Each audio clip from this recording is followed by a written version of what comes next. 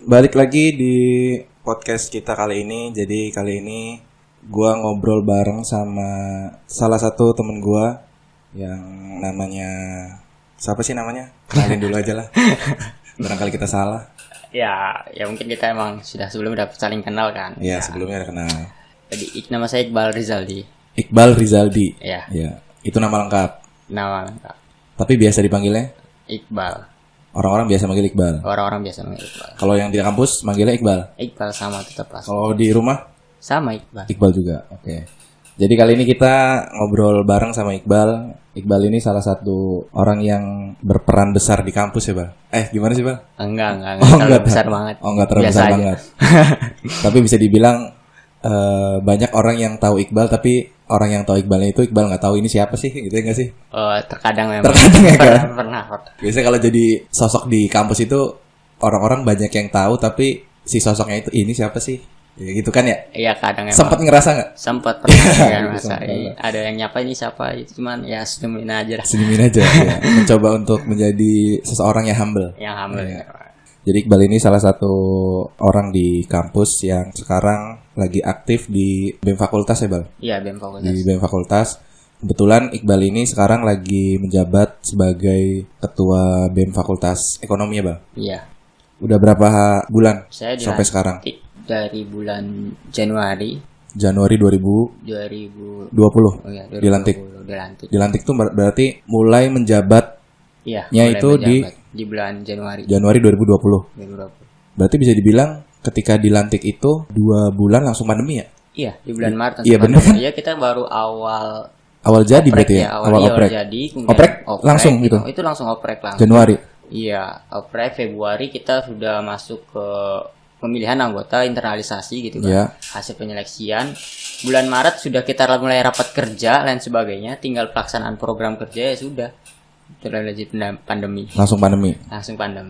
Berarti awalnya program kerjanya itu banyak. Awal kerjanya kita udah ngerancang banyak, terutama di bulan-bulan awal apa? Bulan awal itu ada seminar tentang koperasi. Tentang koperasi. Koperasi pas banget itu di tanggal 30 Maret dalam pelaksanaannya. Pelaksanaannya. Itu kan pandemi mulai surat diedarkan di pertengahan Maret, di tanggal 15-14 ini. Iya, benar. Itu kita udah mulai social distancing pertama 14 hari itu tuh, libur pertama 14 hari.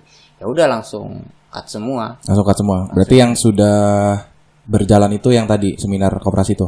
Belum berjalan. Belum berjalan. Tapi sudah mulai ya merancang proposal, tinggal hanya pelaksanaan. Tinggal pelaksanaan. Tapi pandemi. Program kerjanya yang dari awal sampai sekarang itu semuanya diganti ya? Ya, ada beberapa yang diganti. Kalau misalkan ada beberapa yang bisa di-online-kan, kita melalui online. Oh, oke. Berarti kayak seminar kemarin yang udah pernah dirancang seminar yang biasanya langsung ketemu karena pandemi jadi virtual gitu. Oh iya, tapi memang kita sedikit mengganti materi yang disampaikannya.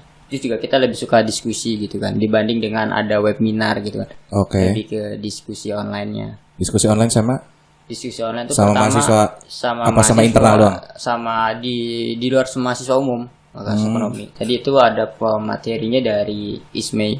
ISME itu apa tuh? Ikatan Senat Mahasiswa Ekonomi Indonesia, dari pengurusnya gitu kan, tentang. Itu dari kampus kita? Iya, dari alumni. Dan itu juga kita kan di ekonomi ikut ikatan ya di luar, ikutan aliansi yaitu ekonomi. Yaitu kita bersama pengurusnya diskusi mengenai perkembangan ekonomi di awal pandemi kan. Ada lagi setelah ada new normal, kita ngebahas tentang pemulihan ekonomi itu bersama Indef gitu, bersama Bung Bima Yudhistira itu. Yang apa tuh? Ekonomi muda. Ekonomi muda? Iya, berarti bisnis dia, businessman. Dia praktisi. Oh, praktisi. Konsultan berarti? Ya, konsultan muda. Itu di acara? Sama di diskusi online. Diskusi online juga. Diskusi online. Jadi memang kita kebanyakan melakukan lebih diskusi kan, lebih nggak terlalu formal gitu kan. Iya, karena memang kan awal-awal kalau misalkan ada webinar itu kayak semacam ada pembukaan, sambutan dan sebagainya. Kalau webinar tuh lebih ke Kemendikbud ya? Iya, paling di situ. Tapi di kampus juga ada ya? Tapi sebenarnya kalau misalkan webinar tuh ya lebih kayak lebih ke formal gitu tuh. Oh iya, benar-benar. Lebih formal. Kalau misalkan diskusi kan kita seperti santai. Jadi langsung moderator, tak perlu ada MC dan sebagainya. Oh iya, benar.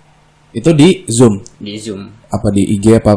Di Zoom. Di Zoom. Semuanya di Zoom? Di Zoom semua. Itu sih 2 kegiatan yang memang secara virtual kita laksanakan waktu pas awal-awal pandemi, kemudian pasca new normal. Pas new normal. Pas itu nggak jauh dari bagaimana ekonomi kita. Oke, itu udah berapa kali melaksanakan seminar seperti itu? Itu baru 2 kali. 2 kali.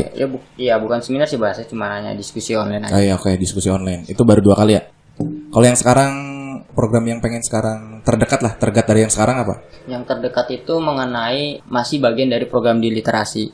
Gitu kan. Sebelumnya kan kita telah memberikan angket kan. Memberikan angket pada masa ekonomi sejauh mana sih tingkat membacanya. Karena saya melihat bagaimana kedewasaan dari mahasiswa dan sebagainya, bagaimana cara berpola pikirnya. Ini khususnya anak FE-nya ya? Anak FF-nya, dari bagaimana tingkat membacanya. Oke. Jadi itu ada program literasi dan ada beberapa rangkaian. Itu termaksud program yang memang bisa kita adopsi ke online. Tapi belum jalan? Udah rangkaiannya sudah rangkaiannya. jalan. Waktu awal kita tuh rencana literasi itu menyediakan buku gitu kan, buku. Jadi macam kita menyediakan rak-rak buku di setiap sudut fakultas ekonomi. Jadi bagaimana ketika memang ada di ruang tunggu gitu kan, ngantrian dan sebagainya, mahasiswa itu lebih membaca buku atau minimal melihat dan sebagainya. Biasanya kalau di kampus kita tuh yang ada ini ya, apa? Yang casan itu ya? Ya, ada casannya itu ya. Jadi bisa sambil ngecas sambil baca buku. Oke. Itu sisi pertama. Akhirnya kan awal kita adopsi ke metode PDF gitu kan. Nah, sebenarnya waktu itu metode PDF juga ada evaluasi bahwasanya sedikit buat penulis yang melakukan program PDF. Jadi kebanyakan yang PDF itu adalah bajakan. Oke, benar. Iya sih, setuju kalau Nah, itu. jadi setelah itu kita hanya beberapa hari dan melihat ternyata ya benar juga gitu kan. Karena memang ada hak cipta ini dan juga kita tidak menghargai sebagai seorang penulis kan. Akhirnya setelah itu hanya beberapa hari aja kita menyediakan buku PDF itu. Akhirnya ya kita langsung ke program literasi selanjutnya, yaitu bagaimana mengukur tingkat membaca mahasiswa di fakultas ekonomi. Itu dengan cara membuat angket. Membuat angket itu. Membuat angket itu. Maksudnya sama metodenya kayak PDF itu juga ngasih buku. Kalau itu mah kita angket itu hanya kita memberikan suatu pertanyaan di mana memang itu mengenai bagaimana kebiasaan mahasiswa dalam baca buku. Contoh kayak misalnya berapa punya banyak buku sih mahasiswa, kemudian berapa lama gitu kan dalam membaca buku. Gitu kan. Dalam waktu sebulan habis berapa buku, berapa yang dipahami, jenisnya apa. Jadi hal-hal seperti itu angket, jadi kayak semacam. Tapi bukunya kuesioner. Bukunya apa aja? Yang dipunya oleh mahasiswa ekonomi sendiri itu. Enggak, maksudnya apakah komik termasuk gitu maksudnya? Termasuk jadi pertanyaan kita apa yang di novel juga termasuk berarti ya? Novel termasuk. Cuma dari hasil itu memang menunjukkan ya ini berdasarkan angket yang kita ini ya. Kita mendapatkan angket itu sekitar 500-nya kurang. 500 kurang. Sampel yang kita dapat 500 kurang. Berarti bisa dibilang ada 500 yang berkontribusi. Ada 500 yang berkontribusi dan itu memang yang menyatakan itu dia agak tinggi. Hasil dari risetnya itu tuh. Oke. Mahasiswa ekonominya. Sebulan berapa tuh habisnya? Dalam artian sebulan dalam kata intinya masih di bawah sekitar 1 sampai 7. 1 sampai 7 buku dalam sebulan yang ngebaca bukunya. Ya, itu yang berdasarkan hasil angket yang kita olah datanya gitu. Dominannya apa? Dominannya itu novel. Novel dominannya. Dominannya novel. Mungkin cewek-cewek mungkin ya. Ya mungkin. Kalau cowok banyak ya, Pak? Kalau cowok mungkin ya. Komik kayaknya udah nggak ada juga sih komik ya. Iya, komik ya. Komik udah di internet kalau komik sekarang. Udah manga gitu udah di internet. Mungkin kalau novel-novel romance gitu biasanya kalau cewek-cewek. Iya, cewek-cewek iya, mungkin. biasanya. Biasa emang masih banyak. Kayak judulnya bagus, harganya murah, tiba-tiba main ke Gramet, beli gitu. Nah itu dibaca. Kalau udah beli nggak dibaca kan buat apa juga. Iya. Tapi kalau cowok-cowok ada juga yang baca-baca. Ada tapi cuma sedikit. Cuma sedikit. Paling ya anak-anak tingkat akhir yang tiba-tiba ngedadak baca aja karena bisa ya, pengen cari literatur itu ya. Literatur itu memang. Terus ada program selain itu ada? Ya itu kita masih berkaitan program yang sekarang terdekat masih berkaitan dengan di literasi. Setelah memang kita mengetahui ini, kita mencoba untuk membedah buku dan itu kita juga ada pelatihan penulisan. Membedah buku dan melatih penulisan. Latihan penulisan seperti apa sih ketika memang nulis itu maksudnya nulis buku. Nulis buku sebuah novel gitu kan. Itu di tanggal 20 Juli sekarang. 20 Juli. Sekarang 15. Berarti 5 hari lagi. Ya, 5 hari. Itu di ya secara online pasti. Oh, tetap online. Zoom juga ya sama ya? Zoom juga sama. Jadi gimana sih nanti kita bisa cara menulis dan sebagainya. Terus juga dalam memilih narasi atau redaksi. Nanti emang ada pematerinya yang ikut membantu merevisi atau mengarahkan dan sebagainya.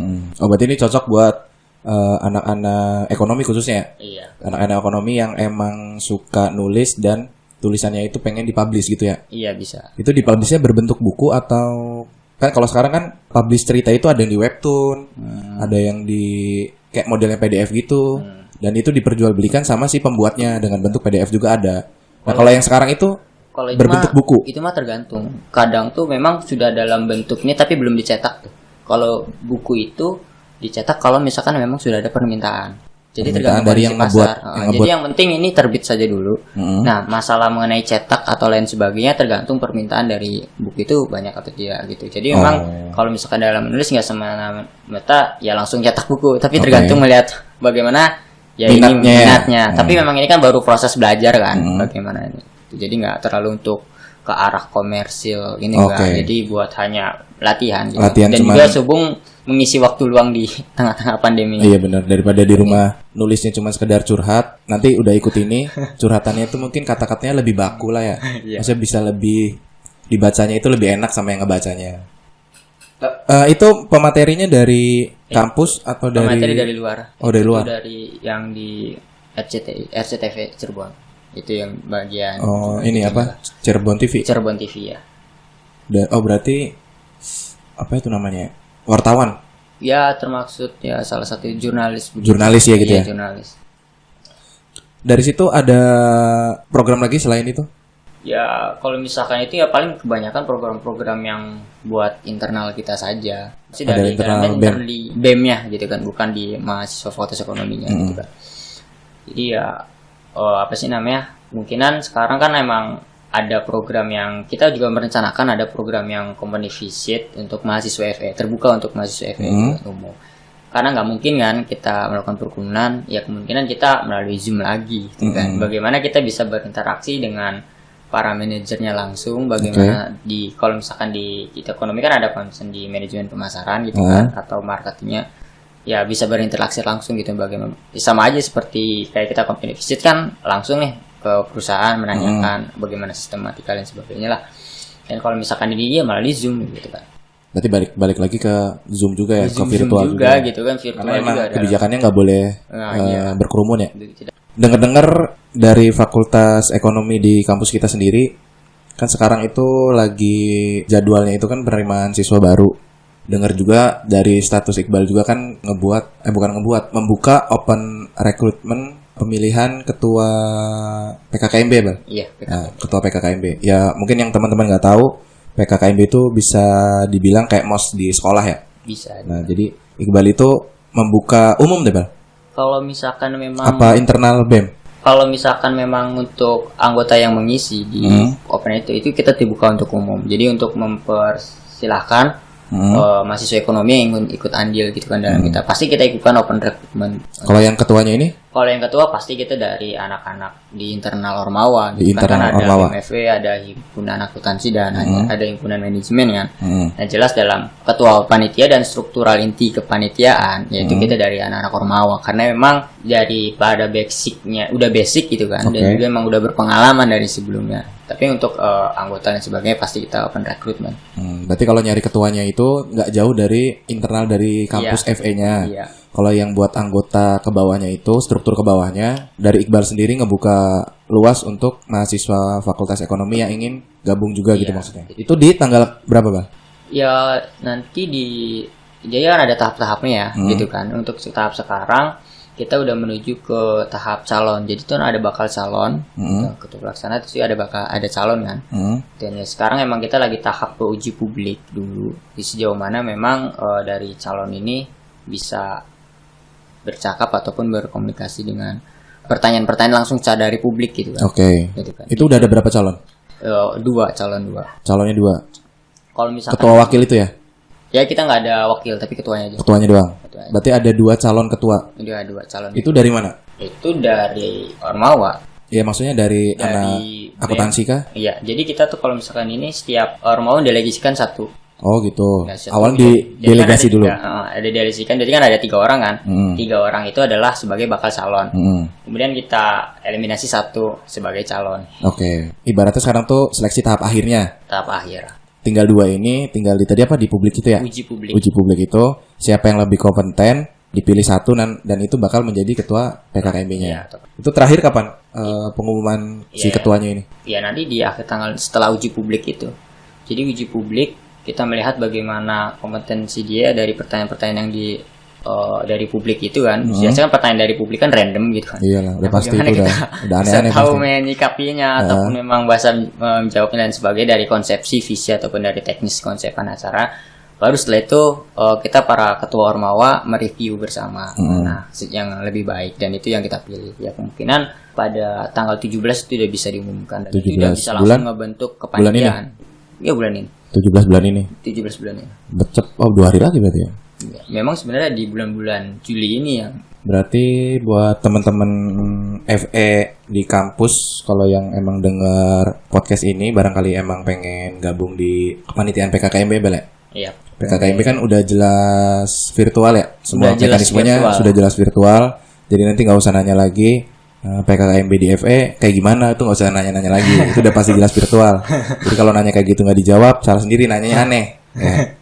Kalau emang teman-teman punya ide yang kreatif bisa ditampung sama ketuanya nanti, kalau tanggal 17 sudah ada ketuanya, bisa langsung hubungin ke ketuanya aja Bel ya, mungkin nanti kalau udah ada ya. bisa. Itu langsung dipublish kan ya? Bisa langsung dipublish. Dipublishnya di Instagram atau Ya di mana? biasa di Instagram, di media WhatsApp. Di WhatsApp. Oh, oke.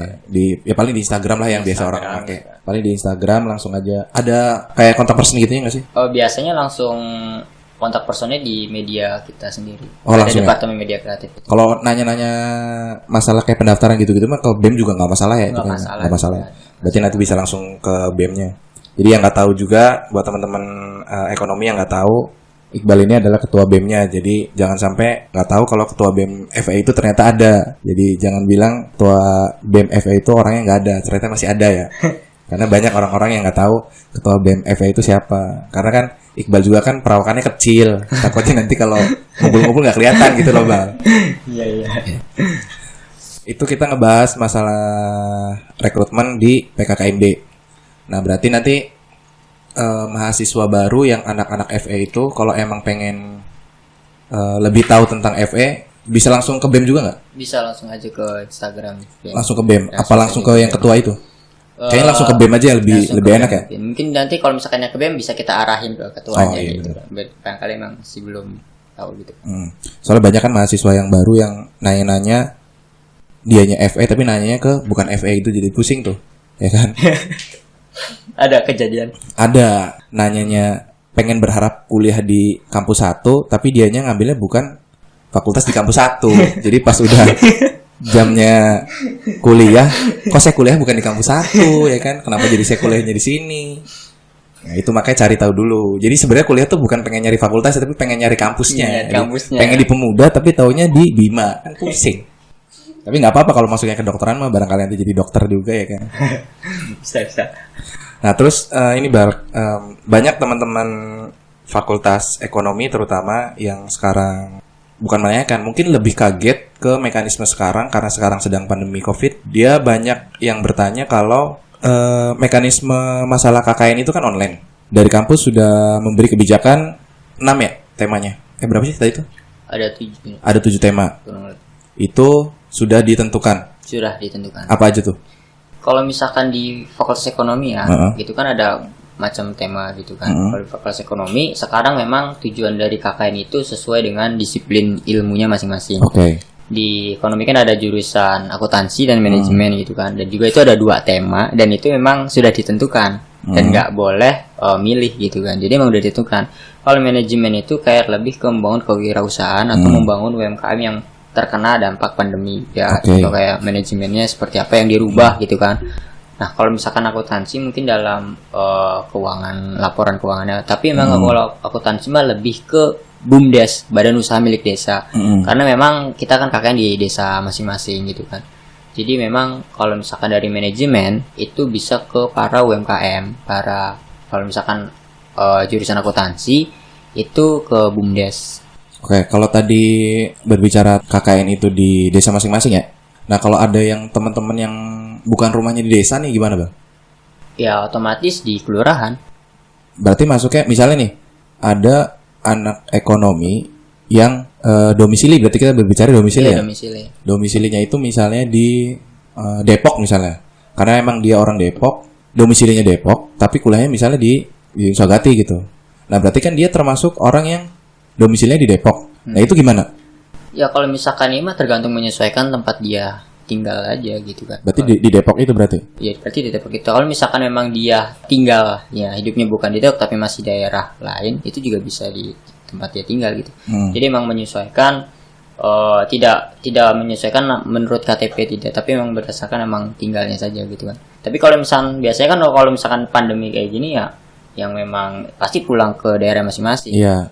Ada teman saya yang di Jambi gitu kan, dan dia sekarang pulang ke Jambi gitu kan. Ya otomatis ya dia KKN-nya di desa sananya. Di Jambi ya? Di Jambi gitu kan. Oh berarti kalau yang mekanisme sekarang itu tidak menutup kemungkinan siapapun ya? Maksudnya siapapun itu dalam arti usaha apapun bisa dimasukin di tema KKN ya? Kayak misalnya kan kita di kota.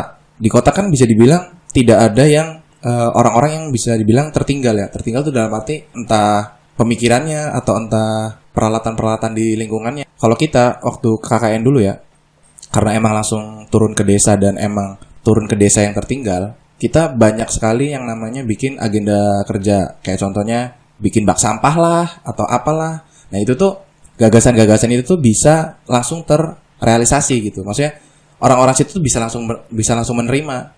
Nah tapi mungkin orang-orang yang sekarang itu pusingnya gagasan apa yang pengen dibangun. Kayak misalnya dia ada di satu tempat tapi nggak ada yang punya UMKM-nya misalnya.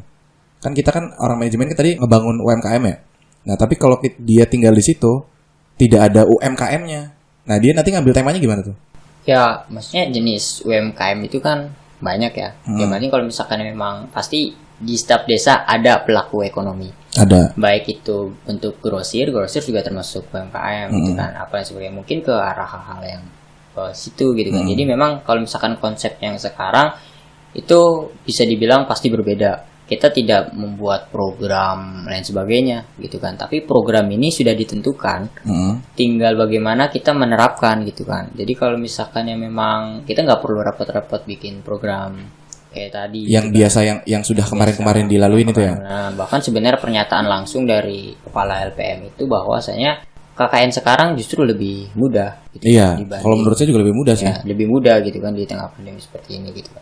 Jadi memang sebenarnya ya kita nggak perlu ini. Jadi ya kita memanfaatkan disiplin ilmu kita aja gitu. Otomatis kalau misalkan memang tadi ada yang di wilayah perkotaan dan sebagainya, dengan pandemi seperti ini pasti ada pelaku ekonomi yang terkena dampak, ya penurunan penjualan gitu kan, atau bahkan memang terancam untuk bangkrut gitu kan. Nah itu kita hadir di situ seperti apa sih manajemen yang harus dirubah, apa yang sesuai dengan disiplin ilmu kita. Kalau misalkan kita di situ adalah prodi manajemen. Kemudian juga emang tadi yang saya bilang akuntansi ya paling ini kan laporan keuangan aja gitu. Jadi memang sebenarnya hanya kita di situ merubah gitu kan. Misalkan dari laporan keuangan ya, tadinya seperti tidak ada, misalkan ya tadi kan hanya laba rugi gitu kan, tapi tidak ada arus kas, itu kita tambahkan arus kas. Dan itu ya itu yang kita laporkan nanti ke DPL kita ataupun kurang lebih seperti itu. Berarti kalau yang warung-warung es kayak di samping-samping rumah itu termasuk ya? Itu kalau menurut saya termasuk gitu. Karena memang kalau misalkan di desa, UMKM ya paling ya hal yang seperti itu. Iya. Gitu kan. Kayak misalnya kerajinan mungkin kalau di desa-desa kan kayak kerajinan tangan atau di desa itu lebih banyak ke sektor pertanian biasanya kalau di desa. Kalau di kota ya kebanyakannya warung lah kalau di kota mah UMKM-nya. Kalau yang di desa mungkin mekanisme manajemen kayak pemasarannya gitu-gitunya lebih tergambar tuh. Kalau misalnya kayak warung apa ya kalau di komplek tuh sebutannya kayak warung cuman kayak tempat beli es doang atau beli sembako doang gitu tuh. Nah itu termasuk juga berarti kayak pemasarannya seperti apa dalam pandemi gitu. Tapi kalau misalkan memang dilihat dari itu termasuk ke dalam UMKM kan? UMKM gitu kan. Ya cuman emang ada tidak menurut kemungkinan bahwasanya kalau misalkan ada gitu kan UMKM di suatu desa yang memang UMKM-nya cukup besar gitu. Contoh kayak misalkan emang bertanak ayam mungkin yang kayak misalkan di desa-desa gitu kan, UMKM seperti itu. Tapi emang kebanyakan emang di daerah desa ini ya UMKM-nya adalah benar-benar kecil seperti itu. Karena itu kan lingkupnya desa kecil gitu kan. Lingkupnya desa kecil gitu. Memang nggak semua ada UMKM yang besar. Itu kan seperti pengolahan apa gitu, lanjut pembuatan kayak semacam makaroni atau lain sebagainya, itu kan termasuk UMKM. Atau misalkan di daerah pelupuk melarat gitu kan, itu kan ada proses produksinya lah. Gitu kan, ada proses produksinya, ada proses pengemasannya, ada prosesnya. Udah punya brand lah ya. Udah ada brand gitu, ada namanya. Kan. Nah itu kan emang jarang gitu kan, hanya di satu. Paling otomatis milik UMKM yang pada pedagang grosir ya, berarti yang cukup besar gitu kan, nggak kayak pedagang kecil ini, tapi yang cukup besarnya. Berarti nanti kalau ada UMKM yang emang misal di daerah itu tuh ada UMKM yang bisa dibilang cukup besar, kita bisa terjun juga kan di UMKM ini? Bisa. Tidak memungkinkan UMKM yang emang susah aja kan? Jadi UMKM apapun ya. UMKM apa? Jadi semisal ada UMKM yang pengrajin kayu misalnya. Iya, pengrajin kayu. Kayu kan bisa dibuat jadi lemari atau jadi apa. Karena mungkin pandemi jadi dia nggak tahu jualnya gimana. Mungkin orang-orang di pemasaran bisa langsung turun. Jadi pemasaran itu seperti ini gitu-gitu ya. Iya, bisa. Mungkin karena si toko itunya juga nggak punya apa ya, kayak brand di dalam produk kayunya itu. Kalau kayu kan ada nama-namanya kan, kayak lemari apa gitu-gitu kan. Mungkin disiplin ilmunya bisa langsung ke situ ya, kayak Bisa. kayak memperkenalkan, oh gini loh caranya ngebuat brand, gini loh caranya mempublish brand tuh gimana, ngebuat produk kita tuh menjadi produk yang komersil di internet itu seperti apa, mungkin bisa gitu ya langsung ya. Bisa. Oh, berarti teman-teman jangan langsung berpikir kalau UMKM-nya itu hanya UMKM yang ke bawah aja. Jadi UMKM yang sebenarnya yang ada di lingkungan itu sebenarnya bisa semua ya, Bal ya. Bukan UMKM yang emang susah aja kan. Berarti kayak Indomaret gitu bisa. Kalau Indomaret termasuknya bukan termasuk ke UMKM, kecuali memang itu ada Indomaret mah retail ya. Indomaret termasuknya retail, tapi memang tergantung kepemilikannya. Kalau Indomaret kan kepemilikannya beda. Kalau misalkan ada kalau juga UMKM pemilikannya pribadi ya. kan bisa jadi pribadi ataupun misal masih di orang situ. Ada juga di daerah saya itu kayak toko retail gitu, tapi bukan Indomaret gitu kan. Tapi ada nama lain, toko Hanif gitu kan, atau toko kue. Itu termasuk ke UMKM. Jadi tergantung kepemilikan itu kan. Kalau Indomaret kan udah bermitra juga kita gitu kan. Udah retail ya, itu udah retail besar ya, udah retail besar gitu. Makanya ya minimal di setiap desa pasti ada toko grosir gitu kan. Pasti kalau toko grosir mah pasti ada sih. Pasti ada gitu kan toko grosir. Kayak warung-warung apa ya namanya itu, warung kopi gitu kan ada lah pasti kalau di desa mah. Apalagi sekarang hitungannya kalau Cirebon kan udah new normal. Bisa dibilang yang emang warung-warung yang biasa buat nongkrong-nongkrong di desa tuh udah mulai buka lah ya. Berarti udah jelas ya buat teman-teman yang nanti ikut KKN juga. Kalau KKN itu bisa nanya ke anak BEM gak sih? Apa langsung ke prodi? Sebenarnya sistematikanya KKM itu diinikan ke DPL. DPL. Ketika memang kita mencari informasi pun di BEM saat itu, ungkapan yang diungkapkan oleh LPM itu sendiri mungkin nanti akan disosialisasikan oleh DPL-nya atau oleh dosen walinya. Jadi kita tidak mendapat akses penuh.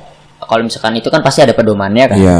Pedoman itu dibuat oleh lembaga pengabdian masyarakatnya gitu kan. Nah itu mengakses itu pun kita masih belum gitu. Masih kita coba gitu kan. Barangkali memang agak malu gitu kan bertanya kepada DPL dan sebagainya. Ya kita juga bisa mengakses. Jadi sebenarnya ada pedoman dalam KKN ini dibuat pasti gitu kan. Nah itu coba kita juga minta sebagai pegangan informasi. Tapi tidak menutup kemungkinan kalau orang-orang yang pusing masalah KKN ini bertanya ke BEM fakultasnya ya? Iya. Menampung juga nggak? Menampung juga pasti ya. Karena kan mungkin kalau misalkan memang pasti gitu kan. Iya. Karena kan mengumpulkan aspirasi yang bingung-bingung juga buat mahasiswa ekonomi ya kan. Iya gitu kan. Tapi kalau emang pengen gampangnya mana ya tadi ya nanya ke dosen apa pembimbing ya? Iya, DPL itu ya. Terus kalau emang bener-bener emang pusing lagi ya gimana, emang mungkin emang orangnya aja nggak mau cari tahu sih. Tapi sebenarnya juga kebanyakan mahasiswa itu mungkin cari tahunya tinggi. Pedoman belum dibuat, apalagi sebagainya itu banyak yang sudah nanya gitu. Iya. Gitu. Jadi sebenarnya saat saya nanya langsung ke ini, ya ini pedoman aja lagi dibuat. Oh gitu. Oh berarti sekarang tuh belum final ya? belum pedomannya. Iya pedomannya gitu kan ya, nanti makanya langsung bilang nanti pasti kalau misalkan sudah mulai pendaftaran gitu kan, udah mulai pendaftaran kan ada agenda-agendanya tuh. Pendaftaran di sini memilih DPL-nya siapa gitu.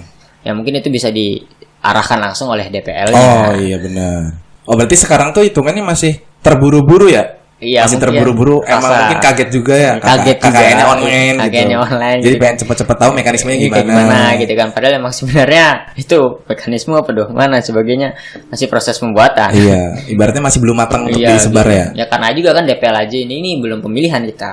Oh DPL belum pemilihan? Belum milih gitu kan. Belum milih karena memang pendaftaran aja sampai tanggal berapa gitu kan. Mungkin ada agenda-agendanya gitu kan. Setelah memang kita udah pembayaran, baru di situ kita mendaftar itu ya milih DPL itu. Oh kita yang milih ya? Kita yang milih. Jadi kita rebutan DPL lah, yang tercepat gitu kan. Yang akhir-akhiran ya dapatnya DPL-nya nggak enak gitu kan. Jadi bukan buat pancingan buat segera cepat melakukan pembayaran. Oh, jadi mekanismenya itu bayar dulu baru bisa milih yang Iya, DPL itu. Bayar dulu, setelah bayar baru milih DPL. Ya kan mungkin banyak kan DPL yang enak gitu kan, dosen yang ada yang nggak enak pasti kan ada gitu kan. Ada dosen yang menurut pandangan mahasiswa tuh ini ngobrol sama kita tuh enak, tapi ada gitu kan. Tapi sama si mahasiswa ini enggak. Jadi milihnya tuh mungkin beda-beda ya. Mungkin beda-beda. Mungkin jadi yang kalau misalkan yang akhiran mungkin dapatnya yang nggak enak-enak. Bukan gak enak sih, mungkin lebih ke tidak sesuai sama keinginannya. Jadi sebenarnya keinginan sama dosen ini, tapi karena emang udah penuh, jadi mau nggak mau. Jadi hoki-hokian aja. Kalau emang nanti enak ya berarti bisa menyesuaikan. Kalau misalnya nggak enak ya berarti emang ya orangnya aja nggak bisa ngenakin. Ya oke, berarti yang buat KKN ya emang bener belum pasti ya. Mungkin teman-teman nanyanya terlalu cepat. Berarti tadi mekanismenya yang udah jelas ketika sudah ditentukan dosen pembimbing ya, DPL itu, dosen pembimbing lapangan, jangan lupa juga bayar dulu ya tadi Bara. Iya, bayar. Jangan lupa bayar dulu. Ketika udah bayar baru bisa memilih DPL-nya siapa. Kalau nanti bayarnya telat ya jangan salahin ketika nanti DPL-nya nggak sesuai. Terus kalau udah dapet DPL-nya baru di situ jor-joran tuh nanyanya. Ya, jadi kalau misalnya nanyanya sekarang sebenarnya bukan kurang pantas ya, mungkin belum tepat aja. Belum tepat. Karena mau nanya ke siapapun yang ditanya juga bingung karena emang acuannya belum jadi ya, Bal. Belum. Ya kadang kalau misalkan emang DPL itu sudah dibentuk mungkin pedoman sudah jadi juga. Iya, udah pasti lah. Pasti kan sebelum adanya sosialisasi dari DPL ke anaknya mungkin DPL udah mempelajari dulu. Udah megang aturan lah ibaratnya. Udah pegang pedoman atau aturan itu sendiri atau bagaimana aturan mainnya gitu. Ya cuman terkadang ketika memang ada sosialisasi nih ya antara DPL ke ini, kadang kalau misalkan emang ditanya nggak ada yang nanya gitu. Nanti ketika udah selesai, nanti dia bingung mau nanya guys. Sama aja kayak di kelas ya. Iya, sama aja kayak di kelas. Nah itu tuh ketika kadang ke hal-hal yang seperti itu ya nanyanya ke anak-anak ormawa, makanya juga sebenarnya kita juga harus perlu pegang itu kan pedoman itu agar juga bisa memberikan informasi. Oh berarti nanti tuh yang mengikuti KKN-nya juga tuh sebenarnya dapat pedomannya ya? Maksudnya dapat buku apa sih namanya tuh? Buku saku gitu nggak sih? Iya, biasanya dapat kan. Nah mungkin kalau orang yang masih nanya itu ya antara nggak dibaca atau udah baca tapi bingung tuh, ya kan? Pilihannya cuma dua tuh. Kalau emang nanyanya banyak ya berarti kayaknya nggak baca. Kalau misalnya nanya tapi pas saya bingung sama poin ini, oh berarti emang udah baca, mungkin bingung sama kata-katanya. Mungkin kalau yang di kelas itu nggak mau nanya ya gimana ya? Kayak di kelas. Kalau yang di kelas ya karena emang mungkin kalau di kelas pikirannya mau pulang Bang, positif aja lah, karena mungkin waktunya udah pengen pulang tapi dosennya masih ada gitu lah. Oke, itu KKN udah cukup jelas ya dijelaskan sama ketua BEM ekonominya. Berikutnya ada kabar dari teman-teman sekarang yang tingkat berapa tuh berarti? Tingkat 3. Kebetulan anak-anak Fakultas Ekonomi kan baru selesai UAS dan lagi ribet pendaftaran semester pendek. Kalau misalnya semester pendek itu, Ira tau gak sih minimal berapa ngambilnya? Minimal tuh 10 SKS. Minimal 10 SKS. Berarti kalau satu mata kuliah 2 berarti bisa 5 ya? Bisa 5 mata kuliah? Bisa 5 mata kuliah. Kalau SKS itu kan per mata kuliah kan beda-beda, ada yang 4, ada yang 3, ada yang 2. Kalau misalnya 4 ya berarti maksimal 2. Ya, sama yang 2-nya ya kalau ada yang mata kuliahnya 2 SKS gitu ya palingnya. Tapi maksimal 10. Maksimal 10. Tapi itu ngelihat kuota juga nggak sih? Itu juga ngelihat kuota. Ngelihat kuota juga. Ngelihat kuota juga. Tapi tahu nggak beritanya yang sekarang dibukanya SP-nya mata kuliah apa aja? Ya ada beberapa informasi yang memang udah rilis gitu kan. Beberapa mata kuliah yang bisa diinikan. Karena emang maksimal itu 10 orang.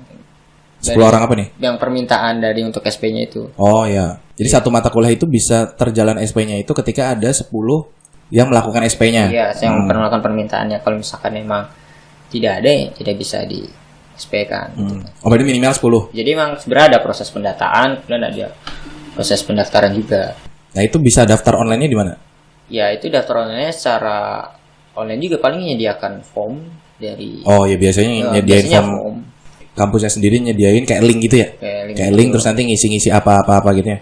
Kalau pembayaran sama ya, tetap per SKS-nya sekian. Iya, per SKS itu 100. Maksudnya sama-sama SKS awal kita kan. Jadi kalau SP itu tidak ada biaya lebih gitu. Nggak ada. Kayak biaya registrasi gitu nggak ada. Nggak ada. DPP nggak ada ya? Nggak ada. Jadi berarti full semua SP. Cuma ya. Ya, berarti kalau nanti yang teman-teman dapat biaya tambahan lebih ya berarti itu bukan biaya SP ya. Ya nggak sih? Mungkin biaya parkir atau biaya apa. Terus juga Bal yang sekarang mungkin Iqbal juga udah tahu kalau sekarang kan pengen ngelihat nilai di UAS nilai yang sekarang ada pemberitahuan baru tuh kayak masalah melihat nilai itu harus melunasi semester berikutnya. Nah itu tuh gimana Bal? Ya sebenarnya kita juga beberapa kali baru mendapatkan aspirasi gitu kan. Saya juga sempat ini bertanya gitu kan di. Oh berarti sebelumnya udah banyak yang nanya mahasiswa tuh? Sudah banyak yang nanya gitu. Berarti kan memang kita dalam sistem advokasi juga kan tidak langsung kita menanyakan, tapi kita kumpulkan dulu data-datanya gitu kan sejauh mana baru bisa kita sounding langsung kepada pihak yang berwenangnya gitu kan. Memang yang anehnya kita kan ingin melihat hasil dari semester 6 ya. Oh iya. Tapi kita harus melunasi DPP semester 7. DPP-nya doang tapi. Iya, DPP-nya aja. Gitu. Otomatis kan ya memang di semester selanjutnya kita harus bayar full. SKS juga, DPP juga, biar kita bisa ngelihat di semester 6. Iya, benar. Nah, ya mungkin minimalnya kalau DPP sudah lunas di semester 6 itu masih masuk ya. Iya, masih masuk akal masih ya. masuk akal ya. Misalkan soalkan di sini karena kan kita sudah melalui. Ya, karena kan makan di sini kan ada pandemi kan. Tadi aja yang di aturan UAS itu tidak boleh ada dispensasi, ada dispensasi gitu kan. Jadi memang mungkin yang melakukan dispensasi itu tidak bisa melihat hasilnya gitu kan. Jadi memang yang belum melunasi DPP di semester 6 tidak bisa melihat hasil itu masih bisa masuk logis gitu. Tapi ini di semester 7 harus dilunasinya itu juga kan jadi. Sedangkan kita belum semester 7 maksudnya gitu. Iya gitu. Berarti kalau misalkan kita pengen melihat di nilai semester 6 itu bukan nilai semester 6 aja semua. Iya kalau pengen ngeliat semester itu ya. Jadi itu tapi belum ada jawaban ya? Belum, kita belum sounding. Berarti kita masih mengumpulkan aspirasi. Karena emang sebenarnya banyak sih sekarang dengan di tengahnya pandemi ini justru peningkatan aspirasi itu lebih banyak, mulai dari kuota, subsidi kuota. Oh iya tuh, gimana tuh? Kemudian lanjut lagi perihal minta keringanan, kemudian perihal dispensasi. Dulu kan emang ada surat edaran setiap fakultas bahwasanya tidak ada dispensasi di UAS ini gitu kan. Terus sekarang ada lagi yang perihal tadi yang soal harus melunasi DPP-nya semester 7 itu ya? Setuju. Itu masalah aspirasi kebanyakan di finansial gitu kan. Berarti positif buat anak-anak FE semenjak ada pandemi mungkin lebih peduli ya? Bukan peduli juga sih. Mungkin lebih bisa menuangkan rasa resahnya. Jadi keluhannya itu bisa langsung ke tempatnya. Tapi keluhannya banyak Bang? Banyak gitu kan. Banyak sekali. Kalau yang dari awal nih, kan keluhan awal itu kan masalah yang subsidi kuota itu. Subsidi kuota. Subsidi apa subsidi kuota? Subsidi kuota. Oh, subsidi kuota. Nah, itu gimana tuh, Bang? Ya, itu kan emang dari yang 50.000 itu bukan? 50.000 itu kan sempat ada untuk naik gitu kan, karena sempat ada permintaan untuk dinaikkan subsidinya. Oh, maksudnya yang tadinya 50.000 naik gitu. Mau minta naik gitu kan. Tapi memang pas saat itu ya kita nggak bisa naik, tetap 50.000. Kalau 50.000 kan itu semua fakultas nggak sih? Semua fakultas ya? Semua fakultas. Nah, tapi yang ngeluhnya itu? Ya di ekonomi juga ada. Gitu. Oh, pengen naiknya kan, itu ya? Gitu kan. Yang subsidi kuota. Nah itu udah langsung, maksudnya bisa diambil subsidinya itu gimana Bang sistemnya? Itu tuh di pemotongan di semester depan. Jadi pemotongan di semester 7 berarti kita ya? Semester 7 ketika memang semester 7 kita ingin melakukan pembayaran, ya dipotong itu. Dipotong kan, langsung? Dipotong langsung. Kita kan ibaratnya dihitung itu dari bulan April. Bulan April, Mei, Juni. Juli nggak kehitung. Oh karena cuma berapa hari. Iya berapa hari UAS doang ya? Mungkinan cuma kepotong 150.000. Ya hitung-hitung tidak ada registrasi lah. Iya karena registrasi 150.000. Iya. Berarti kita nanti bayarnya DPP dan SKS. Oh mungkin karena sekarang DPP 175 itu yang tercantum ya? Yang sekarang semester 7 itu harus melunasi DPP.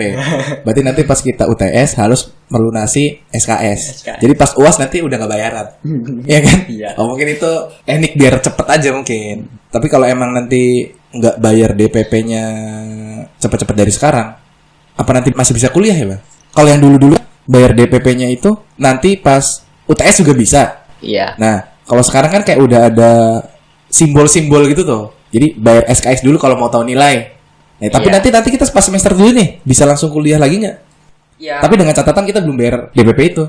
Ya kalau misalkan ikut kuliah sih mungkin ikut. Kayak kan para dosen pun nilai udah diserahkan ke TU mungkin pasti kan. Mungkin ya nilainya itu belum dirilis ke portal sehingga kita tidak bisa tahu berapa nilai. Oh, berarti kita cuman nggak bisa lihatnya doang Nggak ya. bisa lihatnya doang. Tapi kuliah mah masih bisa ya. Kuliah sih insya Allah masih bisa. Iya. Berarti jangan salah ngambil persepsi nih, apalagi khususnya FE. Soalnya kita taunya FE doang sih yang kayak gini. Kita belum tahu, belum nanya-nanya ke yang lain. Takutnya nanti mahasiswa FE bertanya, kalau kita nggak bayar, nanti semester 7 masa kita nggak kuliah sih? Sedangkan pengen bayar tapi ya duitnya buat yang lain dulu gitu maksudnya. Ya tapi coba ya, Kebanyakan yang gitu. nanti kita sounding ke bagian keuangan ya. Berarti itu kalau misalkan ke bagian keuangan kita tuh ke Pak Warek 2. Iya, WR2. Kan. Ya kebanyakan itu tuh ngomong langsungnya ke TIK-nya tuh. Ya TIK kan ngebalik ini udah kebijakannya gitu. Padahal sih ya, kalau misalkan kerja aja nggak sih? Iya, cuman kerja aja kan. Iya. Makanya kalau misalkan ya pengen ini ya, berarti kita langsung ke Warek WR2 lah, bagian keuangan ya kalau emang pengen tahu jelasnya. Ya, belum jelas itu kan. Tapi nanti Iqbal selaku penampung aspirasinya bisa langsung eksekusi lah gimana penjelasannya. Iya. Nah nanti ini tuh takutnya nanti malah jadi rame. Kalau misalnya kita pengen tahu nanti hasilnya, tetap di publish di IG juga ya Bal? Pasti tetap hasil kita publish ke IG yang waktu subsidi kuota juga kita sempat sounding langsung sama Pak Warek 1-nya, Warek 2 dan Warek 3 gitu kan. Ada biro kemahasiswaan juga. Oke. Ya diskusi kita karena kita meminta untuk dinaikkan gitu kan, di situ ada proses diskusi walaupun pada nilai akhirnya tidak bisa naik gitu kan. Subsidi itu tetap 50.000. Ya tetap kita publikasikan bahwasanya memang kita di Ormawa hanya menyampaikan gitu kan. Hanya menyampaikan aspirasinya dan ya mungkin dalam diskusi itu banyak diskusi ada beberapa pertimbangan kenapa atas dasar apa lembaga mengeluarkan kebijakan seperti itu. Ya pasti kalau misalkan memang ini ya kita pasti publikasikan hasilnya. Tapi kalau kita nanti pengen sounding lagi masalah kebijakan yang 50.000 itu kayaknya udah nggak bisa ya? Sebenarnya kalau misalkan dalam kajian kitanya itu mumpuni ataupun memang ini sebenarnya bisa. Cuman kan kadang kita kalau misalkan memang melihat aspirasi itu hanya aspirasi aja tuh. Kalau misalkan dalam eksekusi ya orang-orang itu aja. Jadi kalau misalkan memang kita ingin bersama-sama memperjuangkan nasib kita bersama, seharusnya kita bergerak bersama juga dong. Iya. Jadi bukan hanya untuk menyuarakan saja gitu kan. Apalagi ya syukur-syukur kita butuh sebenarnya orang yang berkompeten misalkan dalam mengkritis, menganalisis datanya, kemudian dalam segi hukumnya, dalam segi ekonomisnya. Kita sebenarnya pas saat subsidi kuota juga kalah data.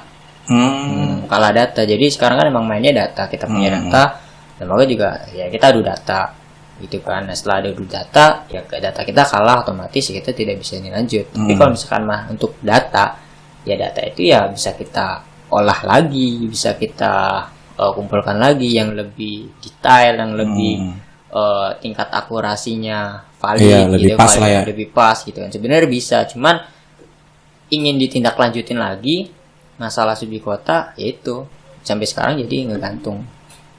Jadi tidak ada tindak lanjut lagi. Tapi kalau yang dari Pak Menteri Pendidikan sendiri kan ada kabar-kabar pemotongan apa sih? SKS ya? Itu UKT paling. UKT. Nah itu gimana tuh Bang? Nah kalau misalkan UKT itu untuk perguruan tinggi negeri. Kalau yang swasta? Nah kalau misalkan swasta mungkin dari pemerintah itu memberikan bantuan kayak beasiswa KIP gitu tuh. Itu gimana tuh sistemnya? Nah itu sebenarnya sistemnya melalui di universitas masing-masing. Jadi ada ranitul dan sebagainya diserahkan ke universitas masing-masing. Jadi dari universitas itu, dari fakultas itu urusannya di situ bisa kita mengajukan ya bagi orang yang diutamakan yang memiliki kartu Indonesia Pintar atau dalam keluarganya program harapan dan sebagainya, program-program seperti yang oleh pemerintah gitu kan. Atau yang benar-benar terdampak itu bisa mengajukan, bisa mendapatkan nominal 2.400.000 per pengajuan. Per pengajuan. Jadi berarti itu per semester apa per tahun apa gimana? Per semester berarti. Per semester berarti ya? Per semester. 2 juta berapa setengah? 2.400.000. 2.400.000 berarti. Ya bisa dibilang itu motong SKS ya? Bisa jadi. Ya kan karena SKS kan ya 20 SKS aja kan udah 2 juta. Karena kita maksimal FE itu ngambilnya 24 SKS, ya berarti hitungannya enggak bayar SKS lah. Iya hitungannya. Ya. Tapi itu di peruntukan untuk yang bisa dibilang orang-orang yang nggak mampu ya, bisa dibilang ya. Orang-orang yang Dan orang-orang yang berprestasi. enggak, itu Oh, untuk enggak. orang yang kurang mampu, Yang kurang mampu doang. yang berdampak, yang terkena dampak juga lah. Yang di swasta. Yang di swasta Kalau dan yang- negeri juga. Oh, di negeri juga. Di negeri juga, swasta dan negeri gitu kan. Tapi emang itu biasa ada kuotanya. Ada kuota berarti. Oh, dibatasin. Dibatasin. Ibaratnya mungkin dari setiap universitas hanya mengkotakan berapa ratus mahasiswa sehingga nyampe ke fakultas mungkin hanya beberapa puluh. Oh iya, kalau misalnya di kampus kita 100, misalnya kita ada 5 fakultas ya berarti setiap fakultas 20 gitu ya maksudnya. Ya mungkinan seperti itu. Ya 20 kalau di FE ya kasihan juga. Iya. Kita rakyat paling banyak hitungannya kan mahasiswanya. Itu ya paling ya kalau misalkan bantuan dari pemerintah untuk swasta kemungkinan bantuan seperti itu karena memang untuk apa namanya operasional di swasta itu kan karena memang uang dari uang mahasiswa Iya. tidak ada dari Pemerintah. dan sebagainya, maka untuk pengajuan penurunan dan lain sebagainya itu di universitas negeri ada kan adanya juga UKT kan, uang kuliah tunggal, sistemnya juga kan setiap ini kan beda-beda setiap kelas. Iya. Nah, kalau misalkan di swasta kan sama Semuanya. semua gitu kan. Ya kalau bisa dibilang di swasta kan nggak dapat subsidi pemerintah lah hitungannya. Iya. Kalau di negeri kan karena emang negeri berarti kan dapat dana dari pemerintah. Tapi kalau nanti di Unsogati hitungannya ada biaya apa tuh UKT tadi ya yang dari pemerintah. Itu bisanya mulainya dari kapan? Itu sebenarnya nanti dari pihak fakultas pasti menghubungkan kita, memberitahu gitu kan. Ya khususnya paling informasi semua ada di Ormawa gitu kan. Ya pasti nanti ada informasinya. Pasti ada informasi ya. Pasti ada informasinya. Karena kalau misalkan jalur itu kan harus menembus birokrasi ya. Dari kementerian mungkin ke direktorat, kemudian belum dari bawah-bawahan dari pemerintah itulah, belum ke kampus juga, direktor dulu kan. Kemudian ada disposisi ke mana ke fakultas. Terus turun ke fakultas ke Wadek 1 bagian. Terus baru ke kaur kemahasiswaan, baru ke mahasiswa. Jadi emang prosesnya ya lumayan lama. Ya, lumayan lama. Tapi sih. sebenarnya hal itu bisa kita pertanggungjawabkan dan bisa kita tanyakan juga langsung. Tapi kalau nominal bantuan yang diberikan oleh pemerintahnya 2.400.000 itu ya? 2.400.000 itu yang saya Itu tahu. kalau itu udah jelas ya? Soalnya itu saya baca di pedomannya ada Oh, di pedomannya ada yang 2.400.000. 2.400.000. Tapi kalau berapa yang dapatnya itu belum jelas ya? Belum jelas, belum tahu. Tapi yang pasti berkuota lah. Yang pasti berkuota. Pasti berkuota. Oh, berarti tidak semuanya ya? Enggak semuanya. Soalnya kita baca tuh bahasan yang diangkatnya tuh mahasiswa negeri dan swasta mendapatkan bantuan dari pemerintah. Nah, kalau anggapan orang yang baca kan nggak ada kuota-kuotaan. Misalnya nanti ada orang tua mahasiswa yang baca, kok kamu nggak dapat sih? Nah, itu harus di garis bawah itu karena emang ada kuotanya, maksudnya gitu. Jadi nggak semuanya ya hitungannya. Iya, mungkin kan juga kalau misalkan dalam perencanaan anggaran mungkin era APBN, jadi udah ditentukan gitu tuh. Misalkan 20 juta buat ini, buat pembantuan mahasiswa di pendidikan. Ya sudah, berarti kan 20 juta itu ya tinggal dibagi aja ke beberapa universitas lain sebagainya. Jadi nggak kita ajukan, kemudian kita dapat. Gitu. Tapi emang sebenarnya kalau misalkan dalam manajemen keuangan juga apa yang ada di kitanya aja. Jadi contoh kalau misalkan kalau pemerintah kan APBN misalkan. Misalkan buat bantuan pendidikan sekian triliun gitu kan. Nah, berarti kan udah ada nominal segitu. Otomatis kalau misalkan dibagikan ke seluruh kampus-kampus di negeri, otomatis kan nggak semua itu tuh yang 300 triliun itu. Nah, misalkan itu kita juga nggak tahu berapa nominalnya yang secara pasti untuk ya pendidikan gitu kan. Ya paling yang dari biaya bantuan dari kampus pastinya udah jelas. Bahasanya pemotongan subsidi kuota yang 50.000 itu ya. 3 bulan ya Bang, udah pasti. Yang udah pasti Pak, itu mah juga hitung-hitungannya. Nah, yang 3 bulan itu yang 150.000 berarti nanti kita hitungannya mungkin ya gambaran kita aja Bang ya. Gambaran aja mungkin dipotongnya itu yang lebih gampangnya tanpa mengeluarkan biaya registrasi itu yang 150.000 itu. Ya, kemungkinan nggak tahu di registrasi, nggak tahu di DPP. SKS atau kalau di SKS kayaknya pusing motong SKS apanya.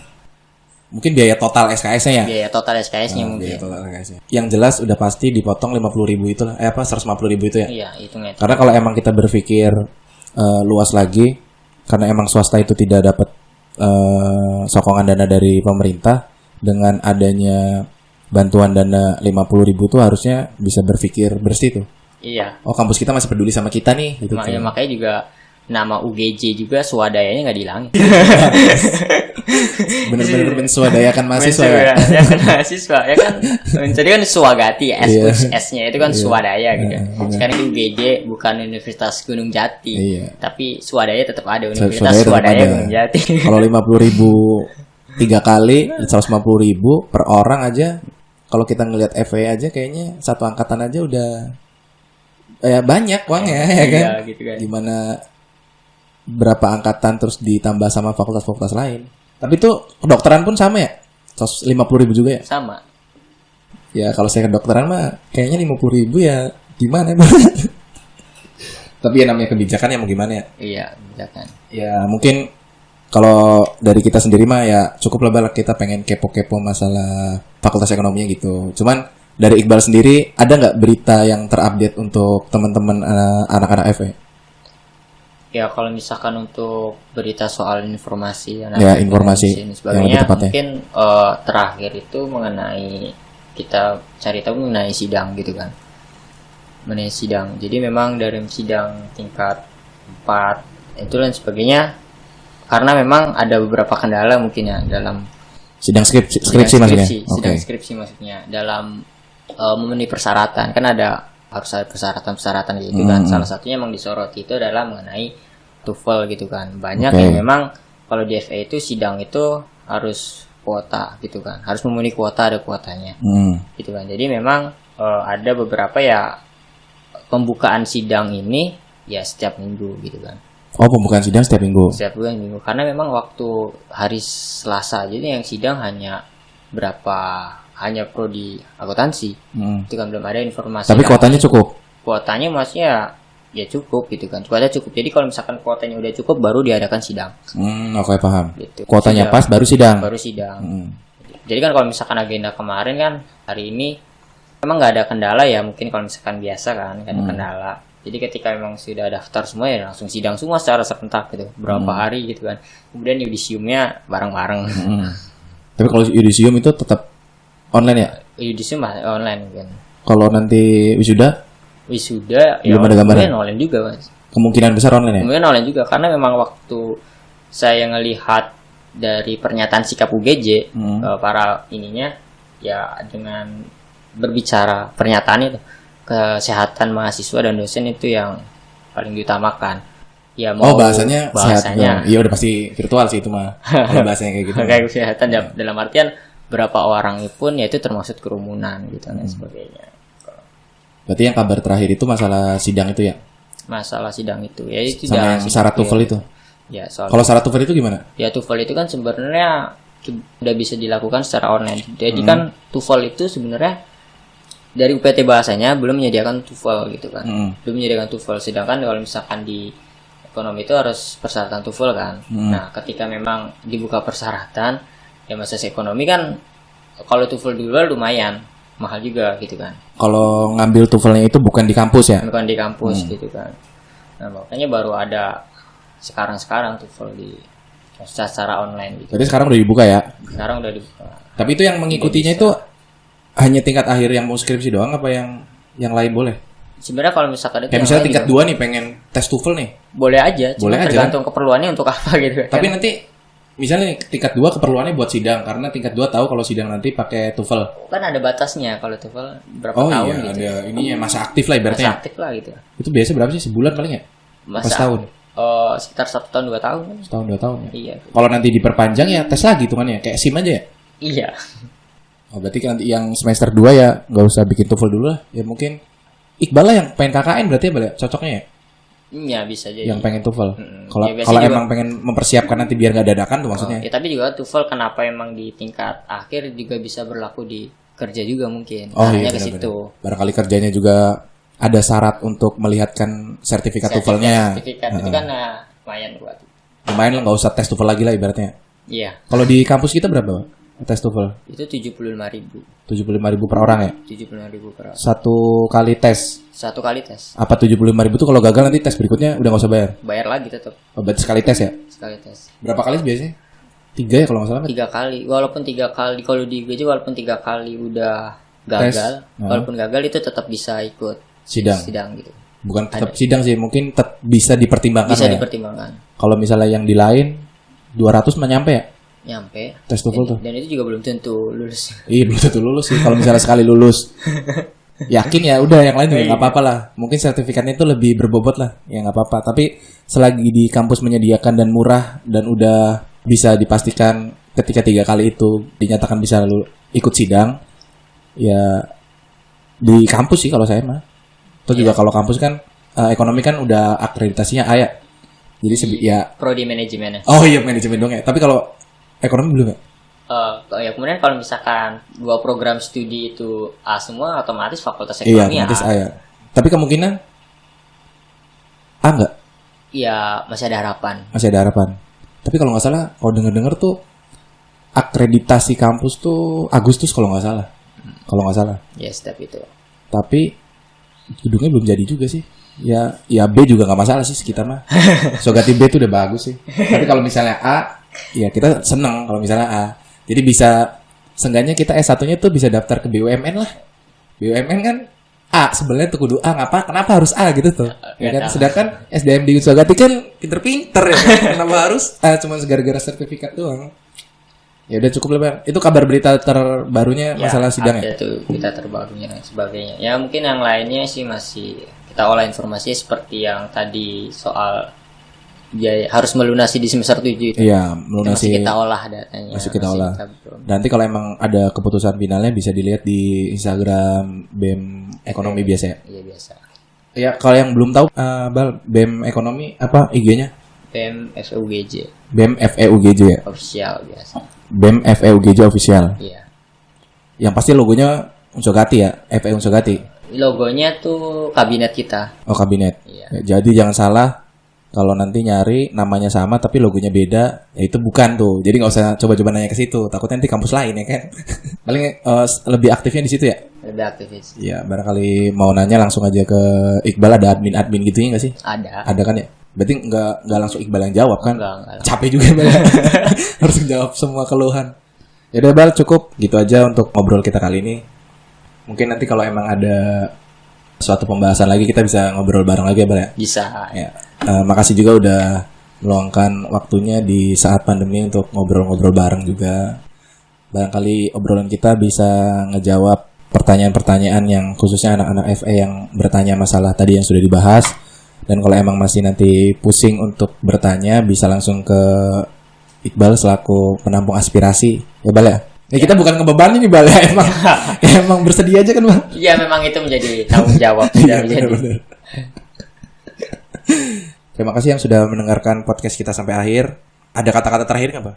Maksudnya kata-kata penutup dari seorang Iqbal buat anak-anak FE khususnya. Ya mungkin karena misalkan mahasiswa FE kan banyak ya. Iya. Udah pasti lah banyak. Gitu kan. Dalam artian kita dalam memberikan informasi pun kurang gitu, dalam ibaratnya banyak masih FE yang kurang informasi, mendapatkan informasi yang valid dan lain sebagainya. Ya saya sarankan untuk aktif di Ormawa kelak nanti, karena memang segala informasi pasti ke Ormawa, dan juga karena memang segala informasi itu ya pasti ke Ormawa dulu gitu kan. Dan kita juga untuk melebarluaskan informasi itu juga kan terkadang kesulitan gitu. Jadi mungkin bisa follow IG kami seperti itu agar bisa dapat update informasi terkini. Kabar kampus terbaru kabar kampus terbaru dan sebagainya. Ikut Ormawa ya, Ormawa apapun ya Bal ya. Ormawa apapun yang jelas itu gudangnya informasi lah bisa dibilang gitu ya. Iya, bisa dibilang. Udah gitu aja Bal. Ya, ada lagi? Ya untuk soal topik ini mungkin hanya seperti itu aja. Ya udah, mungkin nanti ada pesan lagi di kita obrolan berikutnya. Iya. Ya udah, terima kasih yang sudah mendengarkan podcast kita sampai akhir. Bye.